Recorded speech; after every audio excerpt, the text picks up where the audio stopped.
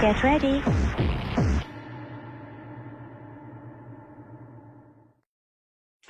Hi, this is Kaz Riley, and this is the Hypnosis 247 Live Network, and this is Trancing in the Sheets. And have I got a treat for you today? But before I go over to her, just to remind you that when you signed up to the network, you were sent a gift card, and that gift card, well, you sent an email actually that contains a gift card. So you need to go and activate that link so that you can have that gift card, which is $200 towards hotels, car hire, and I think flights as well at hundreds of destinations across the world. So don't forget to go and activate that. And if you're interested to know how using things like travel incentives could enhance your business or attract clients to your business, then put the word solutions in the box below and we'll send you out some information. And if you don't want any, just put the word stop. It's that simple. So today I have the very wonderful Victoria Marie Gallagher. She is well known as being on the hypnosis scene for a long time, especially famous for Hip Talk, which now has over 600 MP3s. Can you imagine having over 600 MP3s on the market, all of which have an amazing reputation? She is super lovely and has recently launched her book, Practical Law of Attraction, which has taken the hypnosis world by storm. So today we're going to talk about law of attraction and how that kind of relates into relationships. So thank you so much for coming on the show, Victoria. Thank you so much for having me, Kaz, and thank you for that wonderful introduction. It's so cool to see you again. We saw each other a couple weeks back in Las Vegas, and probably see you again in the UK in a couple of months. Yeah, if you come into the UK convention, then yes, you will. So I sure am. Oh, that will be fun. That will be fun. Yes, it will be fun. So law of attraction is something that's been around for a long time. I mean, the secret and all that kind of stuff has been in certainly most hypnotists' lives or people working within self-development for many, many years. But how to use that, I think, has been the thing that people haven't really understood. They kind of know what the law of attraction is, but then actually what to do with it to enhance their lives has been a little bit of a mystery, or they've misunderstood it to just mean about financial abundance. And of course, I know you and I were just saying you can have a lot of financial abundance in your life, but if you haven't got good relationships, you haven't got abundance within them, then life can be pretty miserable, can't it? Absolutely. And you're right. A law of attraction's always been around. It's only that it's kind of recently come into more popularity with the movie, and people have, like you said, they've misunderstood how to work with it. And then when they don't understand how to work with it, they feel a little bit put off because they don't believe in it. And so it really is about you attracting into your life whatever you put your attention, energy, and focus on. Absolutely. And that, you know, when you talk about financial abundance and you talk about being able to create that, well, isn't it true that you need to have relationships that are working even in order to have financial abundance? I mean, it kind of works both ways. Because everything that comes to you financially, it's coming to you through some sort of relationship. Well, this is it, isn't it?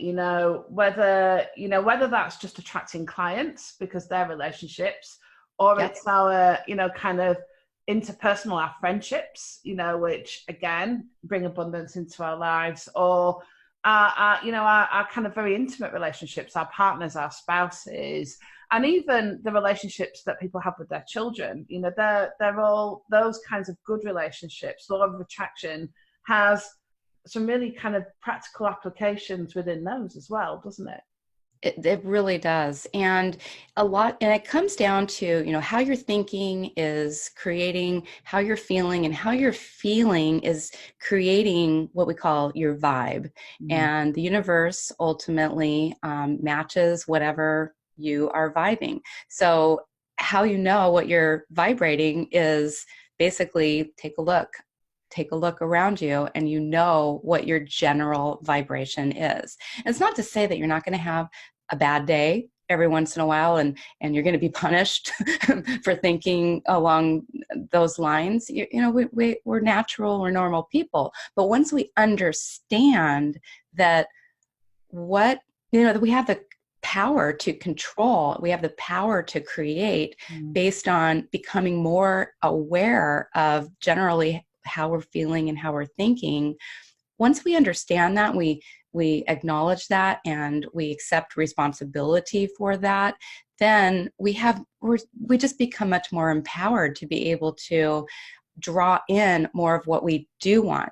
I mean, how many hypnotists or people find themselves thinking things like, oh my God, my clients are always late, or I can never get them to pay on time, or they don't even show up, or, you find yourself in these conversations, these downer conversations, right? Mm-hmm. Or, we can also translate to romantic relationships. Oh, there's just, all the good ones are taken, and times have changed. The dating scene has changed. It's not, everyone's just looking for they're not looking for love. They're just they're just players, or, all of those conversations that people have, and people love to complain, don't they? Well, this is one of the things, isn't it? Is that, people, they do love to complain, and they look to, or some people, I won't say all people, but they look to kind of find the bad in things, the downside to things, what's wrong with things. And, when we do the opposite of that, when we start to look for the things that we need, that we seek, that we want, that fulfill us, that, make us happy, when we look, we put out that vibe that, even within practice, that, our clients will come, they will pay, they will be on time. And then, of course, what we do then is we start taking measures, because I know that, you're a big believer in this, but, law of attraction isn't just about putting a vibe out there. It's then about taking actions to create the right vibe, isn't it? So, if you're, I know I had this conversation with somebody, I say, well, then set your boundaries. If you set your boundaries, you create the vibe of, this is what I expect when you come to my office. You will be on time, you'll pay, and you'll show up. And then, lo and behold, the clients come and they're on time, they pay, and they show up. And it's so true. And if you're not in alignment with saying that, because isn't like 80% of our communication unconscious and subconscious? So you could be saying to somebody, I need you to show up on time, but what you're really communicating, based on the tone, based on what you believe, based on that you really don't expect that person to show up on time, they're going to pick up on that unconsciously. And so you need to be completely in alignment with it, with your beliefs, with how you're feeling, because that is going to come out in your communication. It's going to come out. And so law of attraction really just requires us to work on ourselves at a deeper level. It really is, and it's such a great feedback system. If you really just kind of look at it in that regard, like, how did I attract this? Like, why are these things, and if you take responsibility for it, then you absolutely have an opportunity to change it.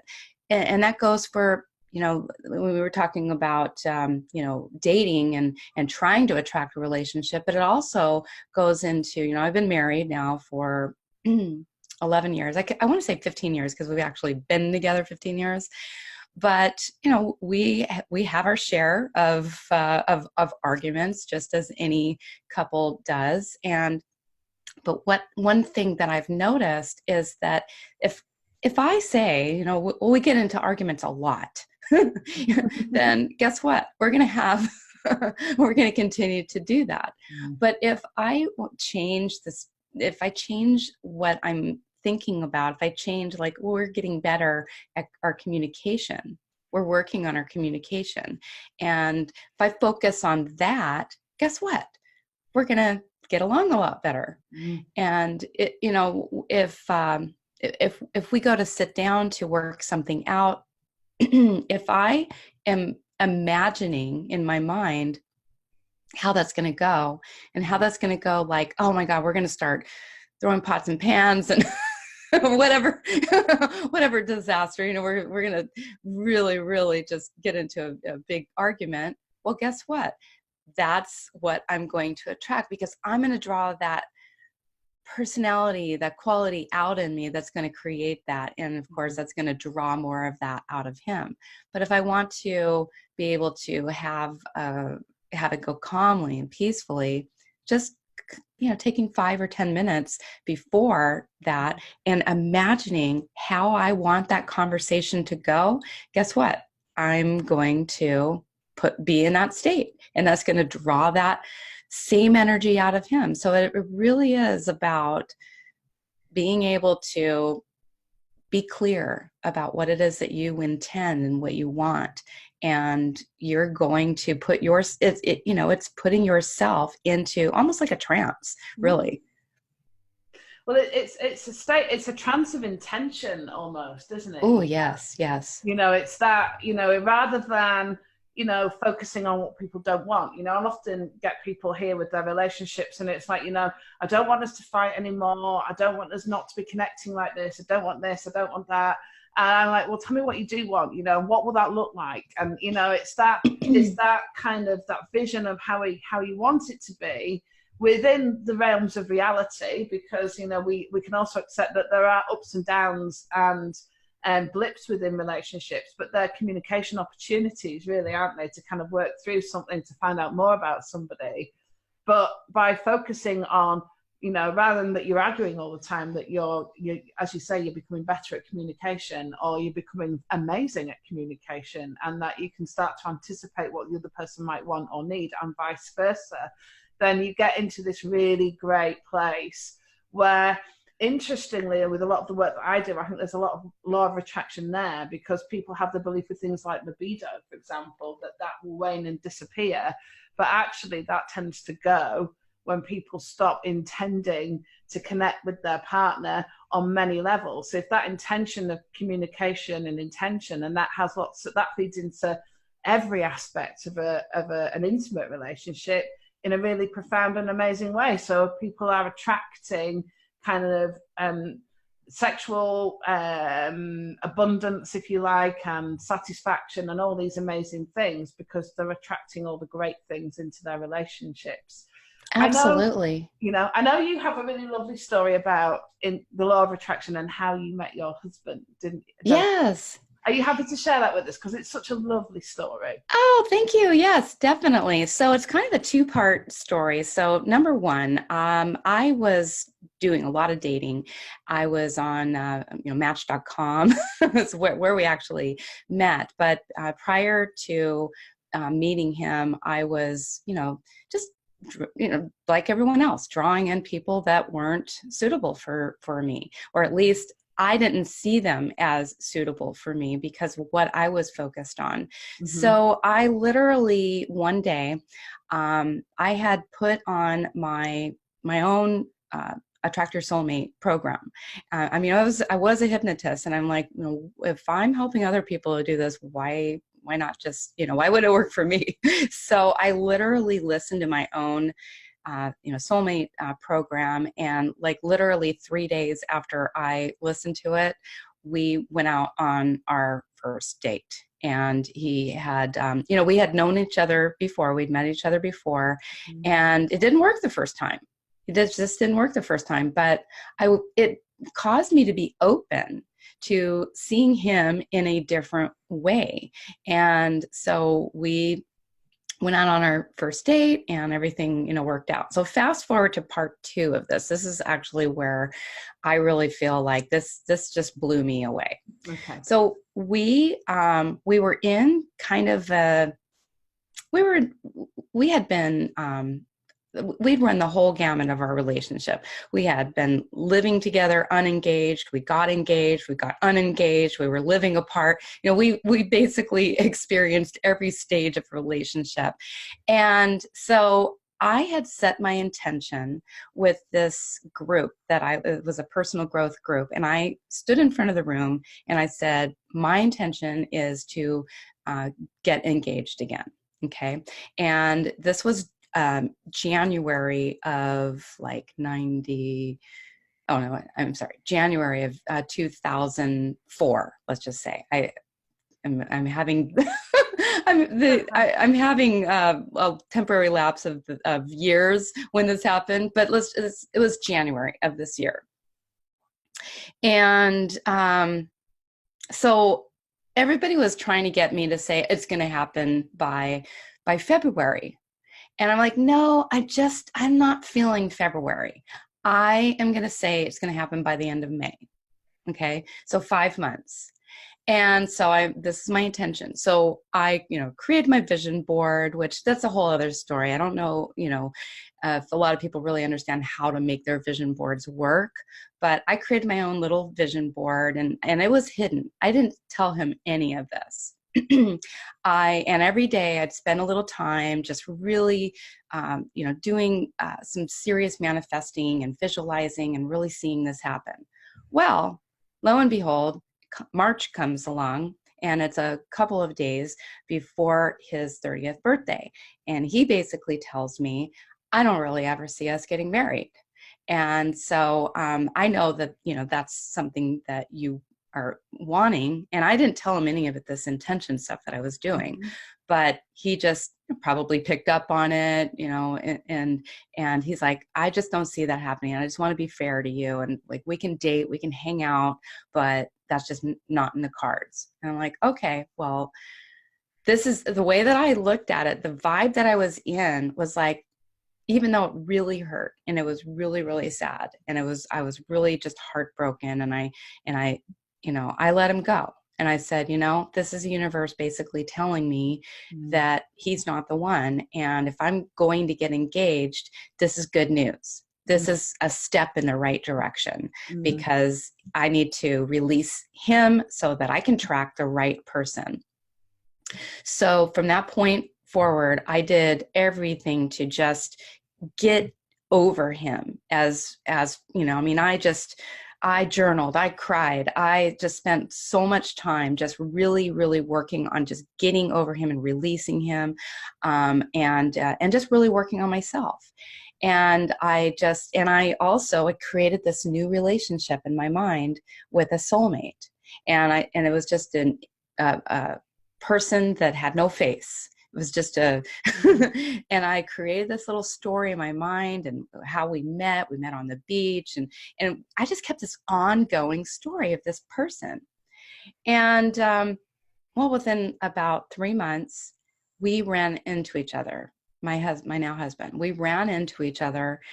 And he said that he'd been thinking about me and he'd been asking the universe for signs and running into me was a sign. And all of this happened within about 90 days. And I hadn't started dating anybody else yet. And he hadn't started dating anybody else yet. And literally within about 3 days after running into each other, he asked me to get together, and we got together, and he proposed to me. He proposed to me, and he said, that he understood why he had felt the way that he did, and he proposed to me. And that happened on May 24th. Wow. And I have my act together now. It's 2007. That happened May 24th, 2007, because we got married a year later, May 24th, 2008. And so it's not always perfect like that, where the timing works out. That just happened to be such an interesting phenomenon, because I did so much. I believe part of making law of attraction work for people is about that detachment, because we want things so desperately that we will get into worry and fear and doubt. And so when you're in that state of worry, fear, and doubt, what kind of a vibration is that? It's a negative vibration. And so if you're attracting things to you based on how you're feeling and your vibration, and of course that feeling is what causes you to take the necessary actions, but it's also how you're matched up with things. And so if we're ultimately matching up with things that are going to cause us to feel even more fear, feel even more anxiety, feel even more doubt, I didn't have anything to worry about or doubt. I was feeling good in that at that time. I was feeling really excited that I had this like love affair in my mind with this completely imaginary person. Yeah. And it wasn't him, but it, turned out to be him. And it's often how we look at things from, because it makes us see things in a different way, doesn't it? It really truly makes us look for what we want and need rather than what we fear, or as you say, that doubt, and that doubt then leads into self-doubt, and then we don't see the opportunities. I did a session with somebody here that said, what when I asked him what he wanted from the session, he said, I want to leave here more open to the opportunities that life brings me. I want to be able to see the opportunities. I love that. And I thought, that's such a cool thing, isn't it? Rather than, I don't want to doubt myself, it's like, I want to see the opportunities, and then I have the choice to take them or not. And I was just like, yeah, I love that. That's a great goal for therapy, isn't it? Is to be more, just to have your eyes more open to the good things that could be there, and decide to take them or not. That is law of attraction, isn't it? It really is. It really is. And just, even like, if you just even study the science of how the brain works, and the reticular activating system, we're exposed to so many pieces and billions of bits of data, right? And all the behaviors that other people have as part of the bits of data.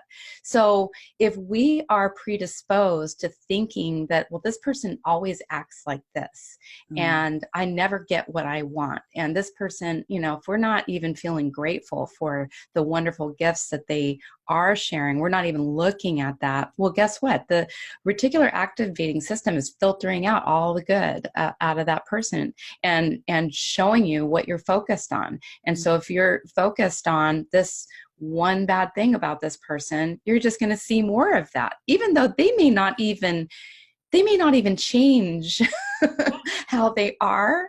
You're just more focused on it. And you can use that for a positive end as well. If you think about their positive qualities and that's all you focus on, those negative qualities are going to disappear. They're going to just disappear into the background, just becomes background that you're not even really in touch with or aware of. Absolutely. So sadly, as ever with these, they fly by these interviews where I could talk about this literally all day. It's just like, it's so cool because I just get to spend some time with some really cool people talking about cool stuff. But cool stuff, especially your book. Tell us where we can find it and how to get hold of it and all that kind of cool stuff. Yes, absolutely. So the practical law of attraction, this was something I manifested. It is #1 best-selling book in hypnotherapy. And so you can find it on Amazon. And just if you type in practical law of attraction, or if you just go and browse hypnosis books, you're going to see it there. And it is an amazing book. So people tell me. And it was really one of the first serious books that I had written. And so it was really fun to see how people that don't even have a relationship with me, the way that they're coming out of the woodwork and finding me and reviewing my book. And it's gotten a lot of really wonderful, great reviews, which I'm so happy about and grateful for. Cool. So yes, Practical Law of Attraction is available on Amazon. And it's also the audio version is available on audible.com. Fantastic. And your website? Yeah, my website is, okay, so I've got a number of websites, but you can, I've been actually keeping everything under the sun that I do under my umbrella, victoriamgallagher.com. But the website you were referring to earlier is hyptalk.com, hyptalk.com. And that's where you can get a hold of my 600 different hypnosis recordings that I've put together over the last 20 years. So we got one for every single occasion. Pretty much. Yeah. One of the ways that I kind of, when I say judge a hypnotist, I don't mean that is as quite as judgmental as it sounds, but the question I ask myself, does this person walk their talk? And one of the reasons why I asked you to come in here is because you do that in abundance. Never mind talking about attracting abundance. You know, you are one of the people that have been in this industry for a long time who has consistently walked her talk.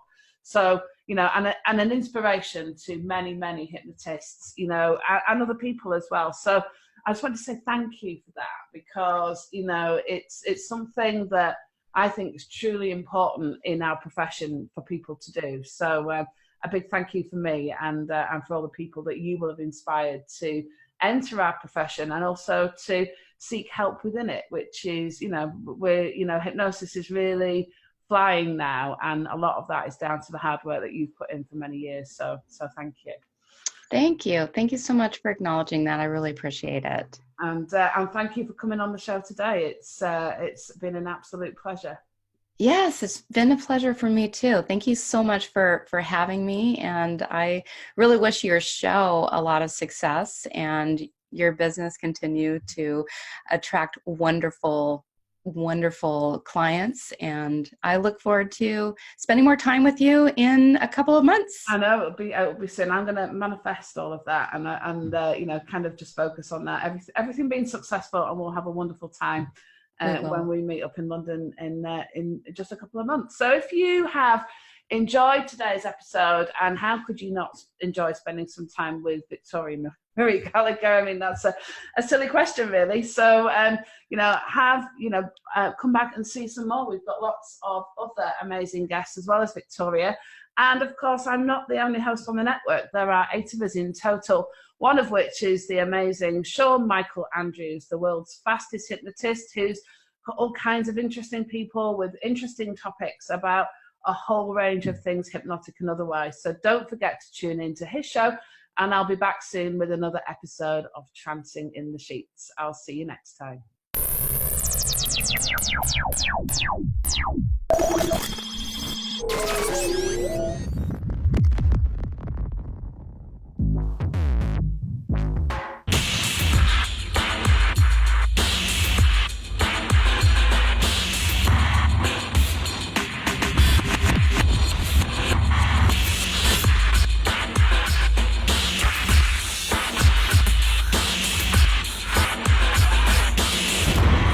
Get ready.